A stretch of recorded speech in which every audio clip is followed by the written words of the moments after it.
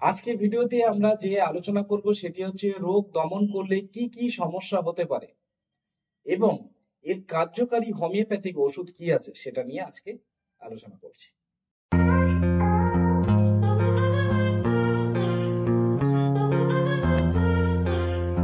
অনেক সময় আমরা ভুল বশত রোগীকে স্বাভাবিক যে তার প্রভাব অনেক সময় আমরা বন্ধ করে ফেলি। অনেক সময় শরীরে নতুন নতুন এই বন্ধ করার পরে জটিলতা তৈরি হয়।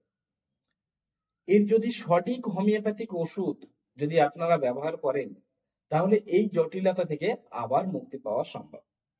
যদি কোনো ব্যক্তি হঠাৎ ডায়রিয়া হয় এবং সেই ডায়রিয়া যদি কোনো ঔষধের দ্বারা যদি বন্ধ করে ফেলেন এবং এই ডায়রিয়া বন্ধ করার পরে সৃষ্ট যে রোগ তৈরি হয়, এর সমাধান হচ্ছে অ্যাব্রোটেনাম 30 অথবা 200। এই ওষুধটি 2 ফোঁটা করে দিনে 2 বার করে সেবন করুন, কমসে কম 1 সপ্তাহ। এবার আসি হাম, টাইফয়েড বা বিভিন্ন ধরনের অ্যাজমাটিক সমস্যা, যেটাকে শ্বাসকষ্ট, তখন সেই সমস্যা সমাধান করতে আমাদের হোমিওপ্যাথিক ওষুধ ইপিকার 30 এই ওষুধটি 2 ফোঁটা করে দিনে 3 বার কমসে কম 7 দিন মতো ব্যবহার করুন। দেখবেন যাদের এই হাম, পক্স এবং টাইফয়েড দমন করার পরে সৃষ্ট অ্যাজমা রোগ সমস্যা তৈরি হয়েছে, তাদের এই সমস্যা ঠিক হবে। ত্বকে যদি ফুসকুড়ি হয়, সেই ফুসকুড়ি দমন করেছেন বিভিন্ন মলম অথবা কোনো ভুল কোনো ওষুধ খেয়ে, সেই ফুসকুড়ি দমন করার পরে যদি কোনো ব্যক্তির কানে কম শোনে, যেটাকে বধিরতা বলা হয়, যদি কোনো ব্যক্তির অ্যাজমার সমস্যা হয়, যেটাকে দমের কষ্ট বলা হয়, তো শিশুদের ক্ষেত্রে যদি ফুসকুড়ি দমন করানো হয়, অনেক সময় এই কানের সমস্যা এবং অ্যাজমার সমস্যা চলে আসে। তখন এর হোমিওপ্যাথিক সমাধান হচ্ছে পালসেট্রিটা 30। এই ওষুধটি ব্যবহারে যদি কারো ফুসকুড়ি চাপা পড়ার পরে কোনো রোগ সৃষ্টি হয়, যেটাকে অ্যাজমা বা অন্য কোনো ডিজিজ তৈরি হয়, তখন এই পালসাটিলা 30 ওষুধটি সেবন করলে তার এই প্রবলেমটা চলে যায়। যাদের চুলকানি আছে, সেই চুলকানিটা কোনো মলম বা কোনো অ্যালোপ্যাথিক লোশন অথবা এমন কিছু ব্যবহার করেছেন তাড়াতাড়ি কমানোর জন্য।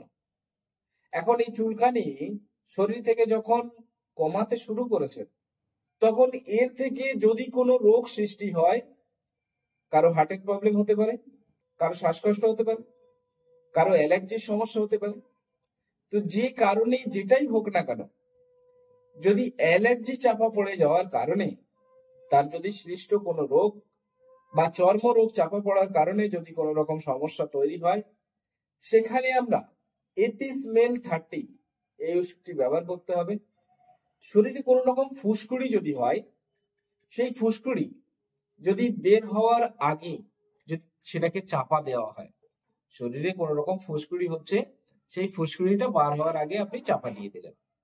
এই চাপা দেওয়ার কারণে শরীরে কোনো সৃষ্ট কোনো রোগ যদি হয়, তাহলে সেখানে মেন মেডিসিন হিসেবে জিঙ্কাম মেড 30 এই ওষুধটি ব্যবহার করা হয়।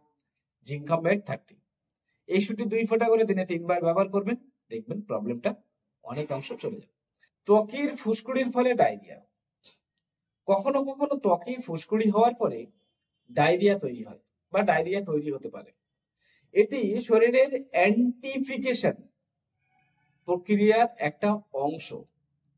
এই অ্যান্টিফিকেশন প্রক্রিয়ার একটা অংশ, এটিকে ঠিক করতে গেলে ব্রানিয়া অ্যালবাম 30 2 ফোঁটা করে দিনে 2 বার অথবা 3 বার ব্যবহার করলে তাহলে এই প্রবলেমটা স্বাভাবিক জায়গায় চলে আসে।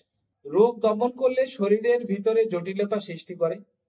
রোগ যদি কোন রকম শরীর থেকে বার হয়, সেটাকে বার করে দেওয়াই উচিত। কোনোভাবেই কোনো রোগ চাপা পড়া ঠিক নয়। সঠিক হোমিওপ্যাথিক চিকিৎসা যদি আপনি গ্রহণ করেন, তাহলে আপনার সমস্যা আরো তাড়াতাড়ি ঠিক হবে।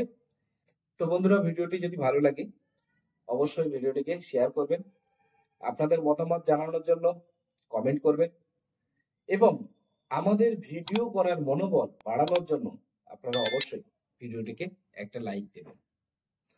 তো আজকে আর দীর্ঘায়িত করছি না, আগামী দিনে আবার একটা নতুন টপিক নিয়ে আলোচনা করব। ততক্ষণে আপনারা সবাই সুস্থ থাকুন, ভালো থাকুন। নমস্কার।